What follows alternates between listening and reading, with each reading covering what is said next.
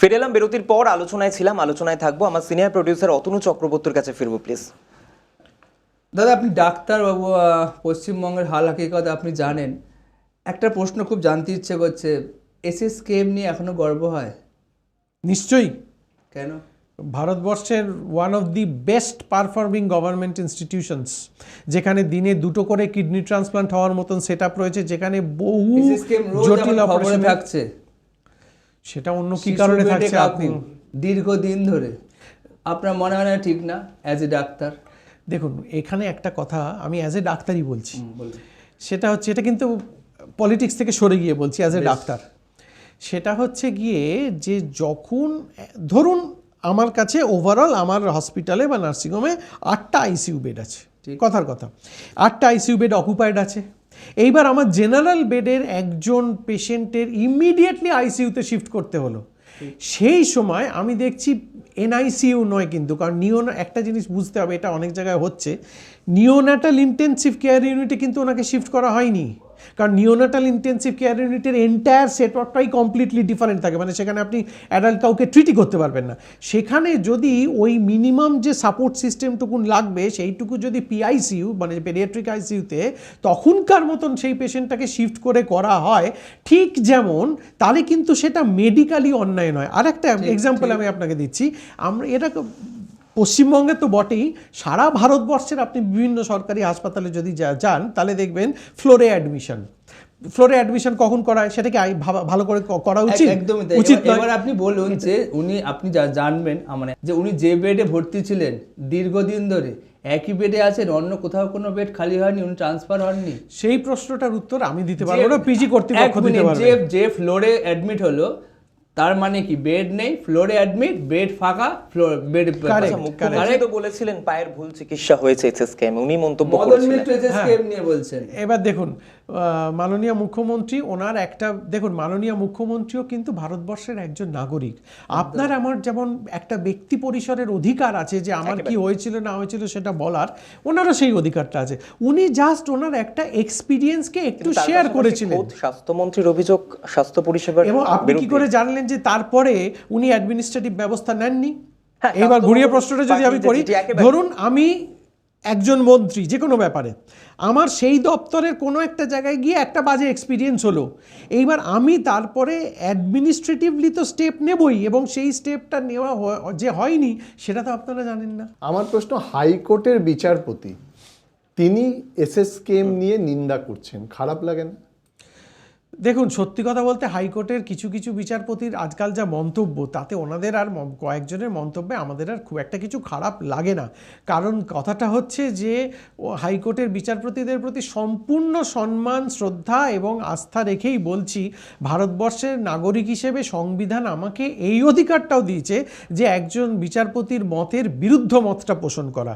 সেই অধিকারের বলে আমি বলছি খারাপ লাগে না, কারণ আমরা জানি সেটা সত্য নয়। একটু আপনাকে মনে করাবো প্লিজ, যে আমরা দেখেছিলাম হাইকোর্টে কিন্তু বলেছে যারা তদন্তের আওতায় রয়েছে সেই সমস্ত অভিযুক্তরা, যারা ধৃত বলা যেতে পারে, তারা দিনের পর দিন যারা এসএসকেএম এ রয়েছে তার হলফনামা দিয়ে রাজ্যকে জানাতে হবে। যারা আগামী শুনানি, এবার আপনি একটা কথা বলুন, এই হাইকোর্ট কিন্তু বছরের পর বছর ইডি সিবিআই কে ভৎসনা করেছে তো, এই হাইকোর্ট ইডির অফিসারদের মানে চূড়ান্ত ভাষায় ভৎসনা করেছে।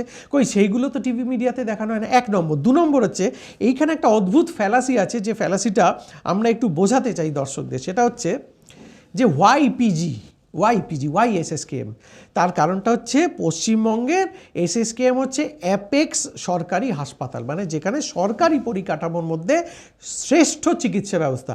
আপনি একদিকে দেখুন, একজন ধরুন যাদের কথা বলা হচ্ছে সোকল্ড, মানে কোনো মন্ত্রী, প্রাক্তন মন্ত্রী ছিলেন বা বিধায়ক ছিলেন, যিনি অভিযুক্ত হলেন, তিনি দোষী সাব্যস্ত হননি, অভিযুক্ত হলেন, এই দুটোর মধ্যে অনেক তফাৎ আছে।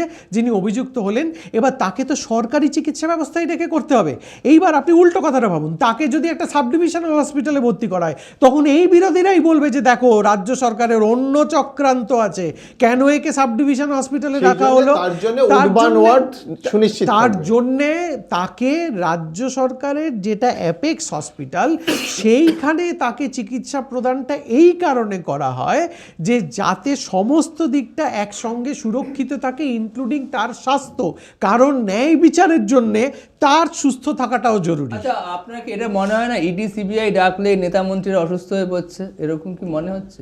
না, এরকম আমার মনে হয় না। আপনাকে তাহলে আচ্ছা, আপনার কি এটা মনে হয় না যে ইডির 129 জন বিরোধী দলনেতা নেত্রীকে ডেকেছে, তার মধ্যেও 30 জন তৃণমূল? 24শে লোকসভা নির্বাচন, এই বছরেই 22শে জানুয়ারি রাম মন্দিরের উদ্বোধন হচ্ছে। তাহলে এটা একটা বিজেপি চেষ্টা করছে যে এটাকে নির্বাচনের তাস করার জন্য, হিন্দুত্ব তাদের এজেন্ডা। আরেক দিকে রাজ্যের দুর্নীতি। তাহলে এই হিন্দুত্ব এবং দুর্নীতি, এই দুটোর বিরুদ্ধে তৃণমূল কংগ্রেস কিভাবে 24শে লড়াই করবে? দুটোর বিরুদ্ধে আমাদের প্রথম যেটা বক্তব্য হবে সেটা হচ্ছে যে আমাদের আবাস যোজনার 6,900 কোটি টাকা ফেরত দাও, আমাদের 100 দিনের কাজের যে 730 কোটি টাকায় 7,300 কোটি টাকা সেইটা ফেরত দাও, আমাদের স্বাস্থ্য খাতে কেন্দ্রীয় স্বাস্থ্য যোজনায় যে 830 কোটি টাকা সেইটা ফেরত দাও, এমনকি মিড ডে মিলের জন্য যে 175 কোটি টাকা সেইটা ফেরত দাও। টোটাল পশ্চিমবঙ্গের কেন্দ্রীয় সরকারের কাছে 1,15,000 কোটি টাকা দায়ী। আমাদের বঞ্চনাটা হচ্ছে আমাদের প্রথম ইস্যু, কারণ পশ্চিমবঙ্গকে ভাতে মারার এই সর্বনাশা চক্রান্ত যে সরকার করছে, সেই সরকারকে পশ্চিমবঙ্গবাসী আবার যদি দেন তাহলে সমূহ সর্বনাশ। নাম্বার 1। নাম্বার 2, আপনার পয়েন্টগুলো একে একে করে বলছি। দুর্নীতি, হ্যাঁ, Suvendu Adhikari CBI FIR name on camera টাকা নিতে দেখা, তিনি হচ্ছেন বিরোধী দলনেতা পশ্চিমবঙ্গে, তার মুখে দুর্নীতির কথা মানায়? তো ইনি হচ্ছেন আপনি সৌগত রায়ের সঙ্গে, সৌগত রায়কে টিভিতে দেখা গিয়েছিল, ডিসএগ্রি করছি না, কিন্তু ফিরহাদ হাকিমকে ডেকেছিল, ফিরহাদ হাকিম গেছিল, ফিরহাদ হাকিমের বাড়িতে আপনারা দেখেছেন কিছুদিন আগে। শুভেন্দু অধিকারীর হয় না কেন? একটা সিবিআই এর এফআইআর অ্যাকিউজড মহাচোর, মস্ত চোর, টাকা নিতে দেখা গেছে অন ক্যামেরা, তাকে তারা বিরোধী দলনেতা করেছেন। বিরোধী দলনেতা মানে কি? Projected to be the CM when that party comes to power, তাই তো? তাকে তারা বিরোধী দলনেতা করেছে। আমার খুব অবাক লাগছে। আপনার কি মনে হয় আমাদের রাজ্যে অথবা ভারতবর্ষে রাজনীতিতে এই যে দুর্নীতি, এর কোনো মান্যতা আছে? দেখুন, আমি এটা আমাকে একটুখানি ব্যক্তিগতভাবে বলবো, কারণ আমিও তো ধরুন দিনে কিছু না হোক 50 থেকে 80 জন রুগী দেখি, তাদের পরিবার পরিজন কথা বলি, এবং তাদের সঙ্গে তো, কারণ আমি যখন চিকিৎসক, আমার কাছে কিন্তু সবাই সমান, কংগ্রেস, সিপিএম, বিজেপি সবাই সমান। ফলে অনেকের সঙ্গেই 2-4 মিনিটের একটু ব্যক্তিগত কথোপকথন, কেউ বিহার টিহার থেকে অনেকে আমাদের কাছে আসে, যেহেতু আমি চোখের রেটিনা বিশেষজ্ঞ, পূর্বাঞ্চলে খুব বেশি রেটিনা বিশেষজ্ঞ নেই। আমার মনে হয় দুর্নীতিটা ভারতের মানুষের কাছে আর খুব একটা ইস্যু নয়, একদমই ইস্যু নয়। কারণ ভারতের যে প্রান্তিক এবং মধ্যবিত্ত মানুষরা রয়েছে, তার কাছে রান্নার গ্যাসের দাম অনেক বেশি জরুরি রাদার দেন দুর্নীতি। মানে এটা আমি অনেকের সঙ্গে অনেকভাবে কথা বলে দেখেছি। তৃণমূল কংগ্রেস পাবে 24-এর নির্বাচনে? না, তৃণমূল তো দুর্নীতি করে না, সুতরাং তার দুর্নীতিকে আমরা কোরিলেট করছি না। আমরা 24-এ 2টো পয়েন্ট নিয়ে ইলেকশনে যাব। একটা হচ্ছে আপনারা বাংলাকে ভাতে মারা সর্বনাশা চক্রান্ত করছেন। 2 নম্বর হচ্ছে যে আপনারা ভারতবর্ষের একটা যে সেকুলার প্লুরালিস্টিক ফেব্রিক, সেইটাকে ধ্বংস করে শেষ করে দিতে চাইছেন। এই দুটোর বিরুদ্ধে আমাদের লড়াই। আপনাদের বিরুদ্ধে যখন সংখ্যালঘু তাস খেলার অভিযোগ উঠবে, আমরা সংখ্যালঘু তাসও খেলি না, সংখ্যাগুরু তাসও খেলি না, আমরা মামাটি মানুষ, আমাদের কাছে প্রত্যেকেই সমান। মমতা বন্দ্যোপাধ্যায়কে জিজ্ঞাসা করা হয়েছিল ডোমজুর থেকে তিনি যখন যাচ্ছিলেন, দেগঙ্গায় সভা ছিল কিছুদিন আগে, আমরা দেখেছিলাম, আপনি কি যাবেন রাম মন্দিরের উদ্বোধনের দিন? উনি বলেছিলেন সাংবাদিকদের আপনারাই জানেন, উত্তর দেননি কিন্তু মমতা বন্দ্যোপাধ্যায়। এই ব্যাপারে আমাদের দলের বক্তব্য যথাসময়ে আপনাদেরকে জানিয়ে দেওয়া হবে, শুধু 22শে জানুয়ারি আগে আমরা জানতে পারবো। অ্যাবসলিউটলি। দাদা, আপনি শুভেন্দু অধিকারীর কথা বললেন, প্রসঙ্গক্রমে ভোটের আগে মমতা ব্যানার্জি বলেছিলেন রাজীব বন্দ্যোপাধ্যায়কে নিয়ে, কি বলেছিলেন মনে আছে? নিশ্চয়ই। তারপরে উনি বললেন আমি জানতাম না, তারপরে আবার উনি তৃণমূলে জয়েন করলেন, ওয়াশিং মেশিন হয়ে গেল? নিশ্চয়ই নয়। প্লিজ এবার দেখুন, রাজীব বন্দ্যোপাধ্যায় আভ্যন্তরীণভাবে কি শাস্তি তার হয়েছে না হয়েছে সেটা আমি নিশ্চয়ই পাবলিকলি আলোচনা করবো না, সেটা পাবলিকলি আলোচনার বিষয় নয়। প্রকাশ্যে বলছেন তখন সাজাটা বা কি বললো ওটা তো প্রকাশ্যে আসা উনি উচিত। উনি প্রকাশ্যে কি বলেছিলেন যে বন সহায়ক অ্যাপয়েন্টমেন্ট নিয়ে আপনি বলুন আমি কিছু জানতাম না। হ্যাঁ, এবং সেটা উনি জানলেন, তারপর তিনি জানলেন, তারপর তিনি আবার তাকে তৃণমূলে জয়েন করালেন। তারপরে কি হলো? কখনোই ডাইরেক্টলি বলেননি যে উনি ওই ব্যাপারটায় অভিযুক্ত বা উনি ওই ব্যাপারটায় দুর্নীতিগ্রস্ত, আপনি মুখ্যমন্ত্রী বয়ানটা চালাতে পারেন। উনি একটা সন্দেহ প্রকাশ করেছিলেন, তারপর ইন্টারনাল দলে ফিরলে সন্দেহটা মিটে গেল। আমরা তো একবারও বলছি না যে মিটে গেছে কি মিটে যায়নি, আমরা সেটা বলছি না, মিটে গেছে কি মিটে শুভেন্দু যায়নি অধিকারীর দিকে সেটা আঙুল ক্রমশ তুলছে, প্রকাশ্য। তাকে নিজের দলে আঙুলটা না, তুলবেন তো। শুভেন্দু অধিকারীকে তো টাকাটা নিতে দেখা গেছে, আপনি ঠিকই বলেছেন, আমাদের দুজনের নাম বলেছেন, কিন্তু শুভেন্দু অধিকারীকে টাকাটা নিতে দেখা গিয়েছে। কিন্তু আমার শেষ প্রশ্ন আপনাকে, আপনার একটা বিশ্বাস নিয়ে, আপনি কি বিশ্বাস করেন যে গরু দুধ দেয় তার লাথি খাওয়া যায়? আমি শুধু এটুকুন গরু বললেই আমার দিলীপ ঘোষের গরুর দুধে সোনার কথা মনে পড়ে, এর বাইরে আর কিছু মনে পড়ে না। আমাদেরও মনে পড়ে, কিন্তু আমাদের মনে পড়ে রাজ্যের মুখ্যমন্ত্রী তিনি বলছেন যে সংখ্যালঘুদের প্রসঙ্গে যে গরু দুধ দেয় তার লাথি সহ্য করা যায়। বলুন। আপনি ওভার দি ইয়ার্স ওনার কাজকর্মে যদি দেখেন, ওনার মতো এরকম জনদরদি প্রত্যেকটা ধর্মাবলম্বীকে সমানভাবে গুরুত্ব দেওয়া এবং তাদের জন্য করা, এটা মনে হয় ভারতবর্ষের আর কেউ করে তাহলে কি না। ভারতবর্ষের রাজনীতিতে যে ন্যারেটিভ তৈরি হলো পুরোটাই ধর্মকে কেন্দ্র করে?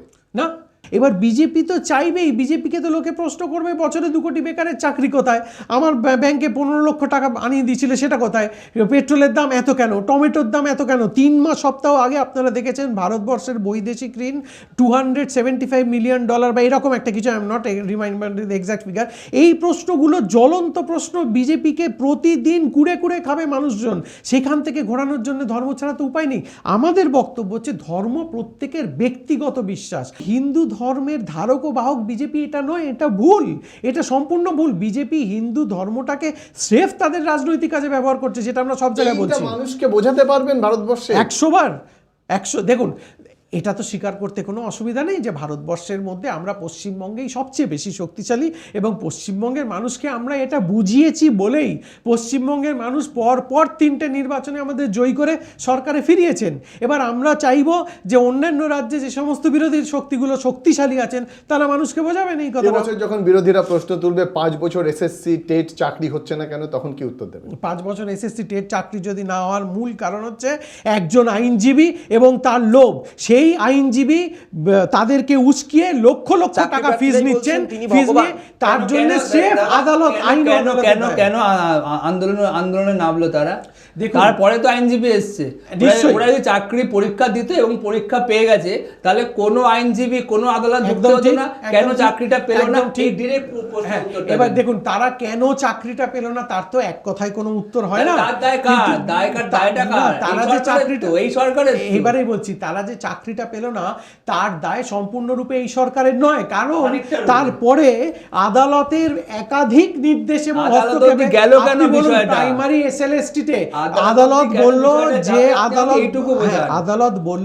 আদালতে এই কারণে যাচ্ছে যে একটা করে রেজাল্ট বেরোচ্ছে আর ওই ভরচাজ বাবু চলে যাচ্ছেন কোর্টে, একটা করে রেজাল্ট বেরোচ্ছে। এমনও দেখা গেছে আদালতে, আপনারা নিজেরাই দেখেছেন, আমি নাম নিতে চাইছি না, যিনি আরেকজন মন্ত্রীর বা একজন নেতার মেয়ের বিরুদ্ধে কেস করেছিলেন, দেখা গেল তার চাকরিটাই জাল ছিল। রেশন ডিলারটা কেন পথে? সেটা রেশন ডিলারদের জিজ্ঞেস করুন, আমি তাদের মুখপাত্র। যখন প্রাক্তন খাদ্যমন্ত্রী জ্যোতিপ্রিয় মল্লিক, এখন প্রাক্তন খাদ্যমন্ত্রী, এবং যখন বন বিভাগে তিনি বনমন্ত্রী ছিলেন, দুটো দফতরেই দেখলাম দুর্নীতির ছোঁয়া, কিন্তু নামটা কিন্তু জ্যোতিপ্রিয় মল্লিকই, মানুষটা এক, হ্যাঁ, দফতরটা আলাদা হয়েছিল। হ্যাঁ, এইবার কথাটা হচ্ছে সেই দুর্নীতিটা কি প্রমাণিত হয়েছে?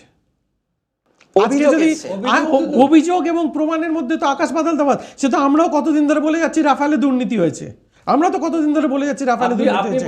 আমরা বলছি কাজ করছে না, পার্থ চট্টোপাধ্যায়, জ্যোতিপ্রিয় মল্লিক, মানিক ভট্টাচার্য, তাদেরকে নিয়ে আজকে পার্থ চট্টোপাধ্যায়, জ্যোতিপ্রিয় মল্লিক থেকে শুরু করে তাদেরকে নিয়ে হাইকোর্টের অবজারভেশনগুলো ইডিসিবিআই সম্পর্কে সেগুলোও একটু পড়ে শোনান।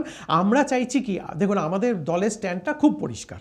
আমাদের দলের স্ট্যান্ড হচ্ছে যদি কোথাও দুর্নীতি হয়ে থাকে কেন্দ্রীয় সংস্থাকারী তদন্ত সেগুলো খুঁজে বার করুক, এবং তা কেন্দ্রীয় তদন্তকারী সংস্থা তো সাজা দেওয়ার মালিক নয়, সাজা দেওয়ার মালিক হচ্ছে কোর্ট।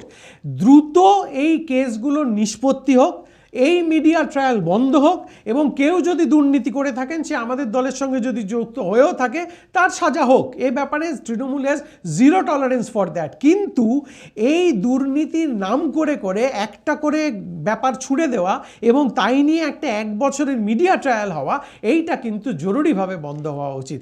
মানুষ কিন্তু বুঝে ফেলেছেন হয়েছে কাকু, তারপরে হাইকোর্টে ডিভিশন বেঞ্চের দ্বারস্থ যেতেই পারেন, সেটা তার গণতান্ত্রিক অধিকার। এটা কি কোনো বিচারপতি রায় দেওয়ার পর? যে শুনুন, একজন মানুষ তার গণতান্ত্রিক অধিকার, তার সাংবিধানিক অধিকার আছে যে কোনো ব্যাপারে কোর্টে যাচ্ছে। গণতান্ত্রিক অধিকার ফলাতেই থাকবে, হাইকোর্টের পরে সুপ্রিম কোর্ট যাবে, যেতেই পারে যে হাইকোর্ট 31শে ডিসেম্বরের মধ্যে সংক্ষেপে সিবিআই এক নিতে হবে। বাক্যে একটাই উত্তর চাইবো, 42-এ 42 কি হচ্ছে? নিশ্চয়ই হচ্ছে। আমরা বিজেপিকে, কংগ্রেস, সিপিএম কে যেমন শূন্য, আপনারা 42-এ 42 হবে। শুনুন একটা কথা ছোট্ট বুঝুন, মাননীয় স্বরাষ্ট্রমন্ত্রী কি বলেছেন, 35-এর টার্গেট দিয়ে গেছেন। তার মানে এটা আমি অন্য অনেক চ্যানেলেও পড়েছি, উনি প্রথমেই 7টা সিটে হেরে গেছেন, হি কনসিডার ডিফিট। আমরা বলছি আমরা 42-এ 42টাই জিতছে। পশ্চিমবঙ্গে 2024-এর মেতে মমতা বন্দ্যোপাধ্যায় এবং অভিষেক বন্দ্যোপাধ্যায়ের নেতৃত্বে আবার সবুজ ঝড় উঠবে। সবাই এক, সেটা 42-এ 42-এর প্রমাণ তারা করে দেবেন। অনেক ধন্যবাদ কৌশিক বাবুকে আজকে আমাদের সঙ্গে থাকার জন্য। বিশ্বজিৎ বাবু আপনাকেও ধন্যবাদ, অতনুদা তোমাকেও ধন্যবাদ, আর আপনাদেরকেও ধন্যবাদ। তবে আবারও দেখা হচ্ছে আগামী পর্বে, আরও অন্যান্য কোনো দলের মুখপাত্র থাকবে রাজনৈতিক আলোচনা। ততক্ষণ চোখ রাখুন, ওয়ানে থাকুন। নমস্কার, শুভরাত্রি।